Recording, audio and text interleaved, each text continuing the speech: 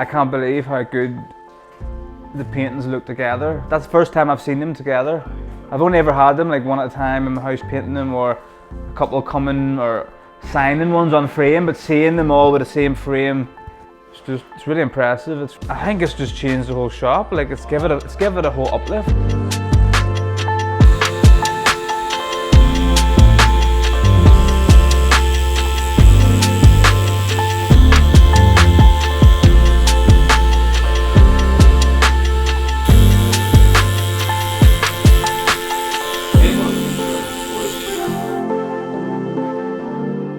I like to use this freehand smoke as a wee gap filler. It's just another way to fill gaps, but keep a bit of flow going through the tattoo and put your own stamp on it, your own style.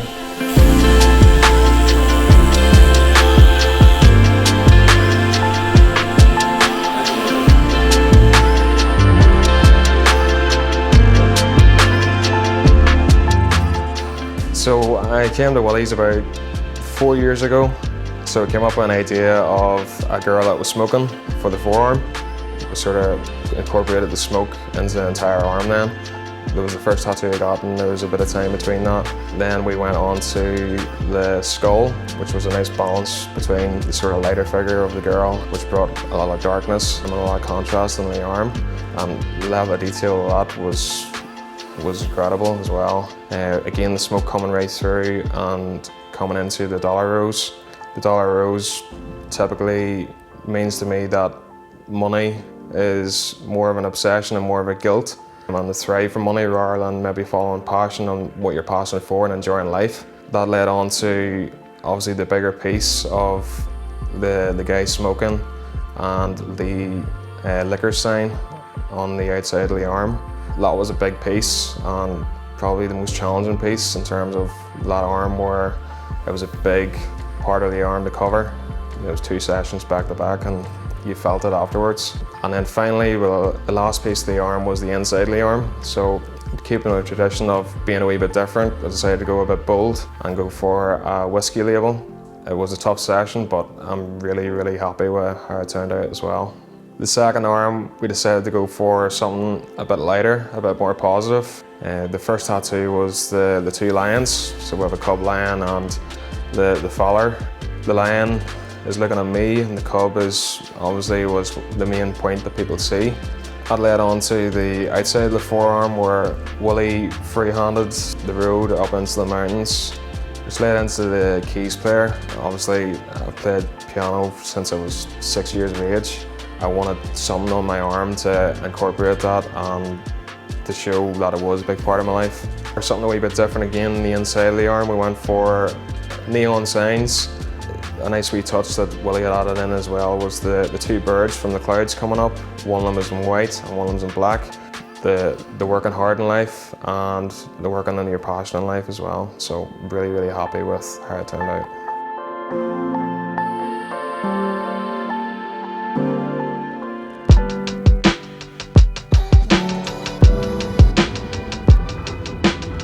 So we're back on the road again. Got a beautiful location overlooking a canal, and we are literally about to start. We're all set up, we're here, it's go time.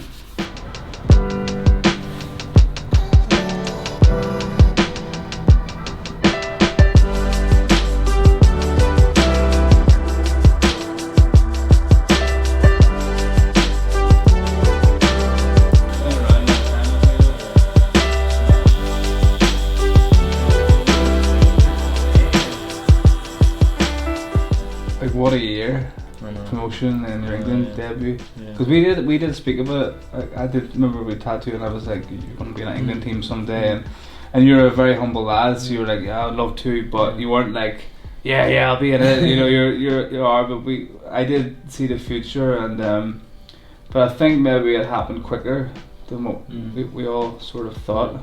And then what about obviously you played a few games for England and your campaign went brilliant and you just qualified. What was the Euros like playing at home? It was mental, man. I get goosebumps now. I'm getting like goosebumps as you tell me, and I'm not even English. No, it's just crazy because obviously I've never been involved in a tournament like that, so it was just like the whole even got to the hotel. The hotel had literally just been ripped out, like the lobby of the hotel. We'd had like a basketball court in. And was it just English hotel, nobody else? Yeah. And that's at St George's Park, so that's literally the hotel. All our rooms, and then the training pitches are like a 2-minute walk. Class. And was it high security and all? Yeah, we had everything. We had like golf simulator, the VR. So you had plenty of stuff to do in your downtime. Yeah. And what about in between games? Was it? Well, you know, it's a different standard of football. It's the pinnacle of world football. Yeah. The recovery between games, did you find that hard with you know, so many, because you played every game. How did you find the recovery between games? Just more the fact that it was weird that I wasn't training. So like, because the games were coming up so quick, so we had like 3-4 days in between each game. Like I'd finish the game, won't kick a ball. The next day I'd just recover, do like pull work and stretches and stuff. That's the dream. Yeah. Play matches and just have fun. That's what I mean. Yeah, and then it's actually nice. You know, the next day I was thinking, I'm going to be able to get out and kick a ball because that's all you want to do. And literally the next day I probably kicked the ball did like, you know, the rondos, the boxes and stuff like that. And then after that, the next day I just did chip, and then the game was up. So it just happened. Good. It felt like it was long because we'd been there for such a long period of time, but I feel like it actually went quick through the games when the games were coming up quick and fast. What about the final whistle when it was over and you just realised that you didn't make it? Yeah. How did that feel like? It was hard to take, obviously, because penalties is never easy to lose a game, but I feel like I was just more, for me personally, I just wanted to like go make sure everyone else was alright. So like Marcus missed a penalty, Jaden missed a penalty, Bakayo missed the last penalty. And even as, you know, the Italians and that were celebrating and stuff, I just felt like I needed to go over and, you know, grab him and say, listen, it's alright. Yeah. Like, everyone's missed a pen, it's fine. Obviously it's going to work now, but after 4 or 5 days or whatever, once you look back at how well we've done. In your professional career, what would be your highlight? I think it's a mixture of things really. Obviously making my debut for Leeds when I was young. I think I was only 18. And that's your boyhood club? Yeah. The only club you've played for professionally, yeah? Mm. And you always lived in Leeds? Yeah, always lived in Leeds, always supported Leeds. Scored in my home debut, so when I first played at home, scored my first goal. And then obviously got promoted, which was massive for, you know, me and my family and just the city in general and the people around it. And then obviously getting called up to England was, you know, I wouldn't say the pinnacle because I went on to play in the Euro final, but it was a moment where I thought, yeah, I'm actually alright at football. Alright.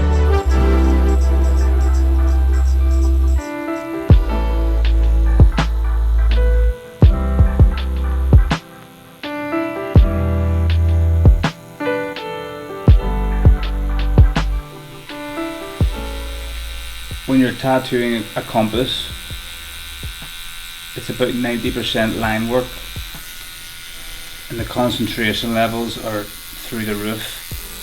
At the minute I'm using the thinnest needle on the market just to get all these wee lines in and get them perfect.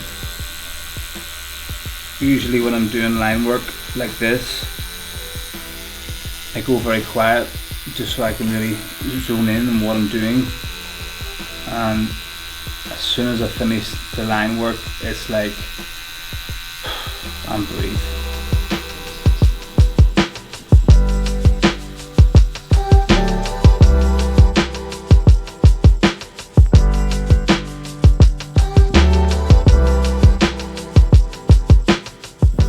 The reason I have Willy tattooing me is because, you know, I first met him through Stewie Dallas, and you know, as soon as I met him,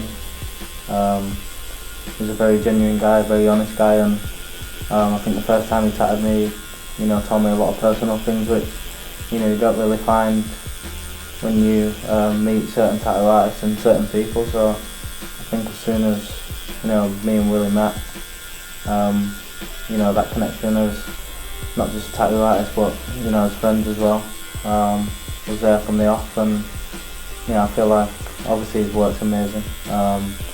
the creativity he has in, you know, the stuff that he does. And you know, he's not just an amazing tattoo artist, but he's a good person as well. And you know, you can see that whenever you meet him, whenever you see him, he's just, you know, he's happy to see you, and he's happy to, you know, he's happy to want to work with you. And you know, that's one of the main reasons. And you know, he's got an amazing work ethic as well.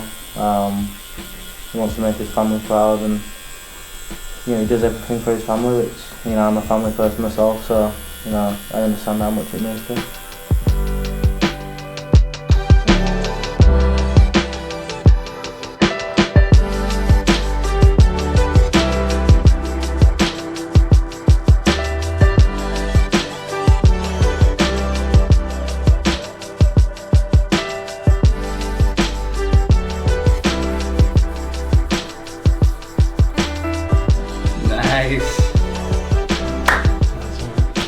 Yeah, awesome to see you, bro. I'm buzzing with that. I think it would suit me. I think I would suit the Leeds colours. I don't think it would fit me, mind you. It's big, isn't it? I'm like a big cheesy grin.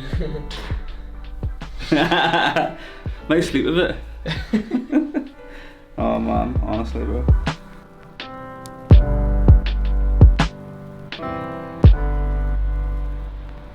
When I first tattooed Kalvin, he was about 20, 21 years old. We built up a friendship through tattooing. It was so apparent after the first day how genuine he was, how caring he was. He's a humble lad, a family man. To see him grab his opportunity with both hands and rise to the top, it's awesome.